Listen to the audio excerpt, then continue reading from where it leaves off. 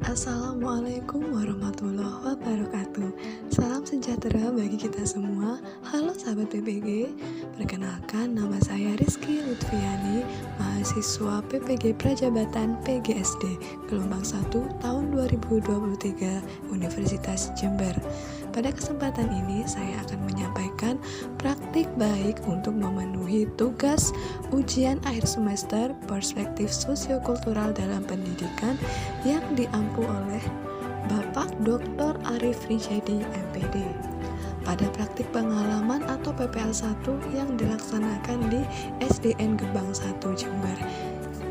Saya berkesempatan menerapkan scaffolding pada Zone of Proximal Development atau ZPD pada pelajaran PPKN beserta peserta didik kelas 2. Intervensi terkait penerapan scaffolding pada Zone of Proximal Development atau ZPD.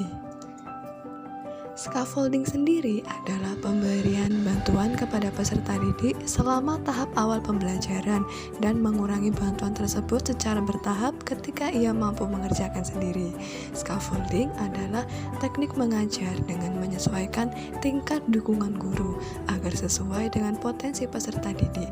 Peserta didik yang belum menguasai materi akan mendapatkan bimbingan belajar yang lebih, sedangkan Zone of Proximal Development atau ZPD adalah jarak antara kemampuan peserta didik untuk melakukan tugas di bawah bimbingan orang dewasa dengan pemecahan masalah secara mandiri sesuai kemampuan peserta didik.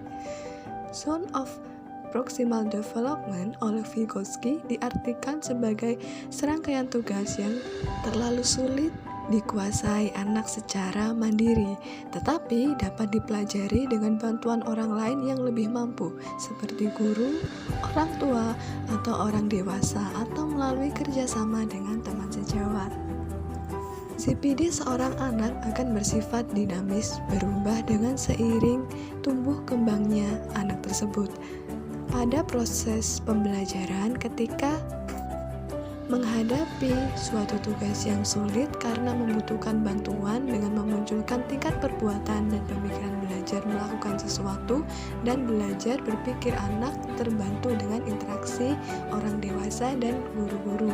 Hal tersebut sangat penting untuk mengetahui perkembangan anak pada usia dan proses belajar supaya guru bisa menerapkan pembelajaran berbasis ZPD. ZPD bisa menentukan level untuk ukuran kemampuan dan potensi siswa, yaitu tingkat perkembangan aktual dan tingkat perkembangan potensial. Tingkat perkembangan aktual siswa adalah dia bekerja untuk menyelesaikan tugas atau soal tanpa bantuan orang lain, sedangkan tingkat perkembangan potensial adalah tingkat dari kompetensi yang dapat tercapai ketika dia dibantu oleh orang lain. Perbedaan di antara kedua tingkat kemampuan tersebut dapat dikatakan bahwa ZPD terletak di antara hal-hal yang dapat dilakukan oleh peserta didik dan hal-hal yang tidak dapat dilakukan oleh peserta didik tanpa pendampingan. Penerapan scaffolding saya lakukan salah satunya ada mata pelajaran PPKN Unit 1 Ayo Mengenal Simbol-Simbol Pancasila menggunakan cooperative learning dengan berbasis proyek. Adapun langkah-langkah yang saya implementasikan yaitu pertama, penyajian informasi dengan menerangkan materi secara perlahan.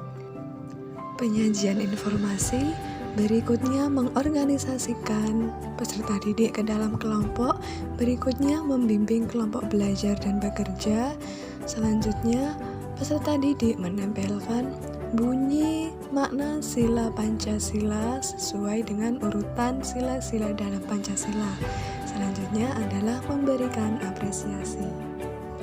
Di sini saya memantau peserta didik dan berjalan dari kelompok 1 sampai dengan kelompok 6. Karena murid saya berjumlah 28, maka saya membagi tersebut ke dalam 6 kelompok.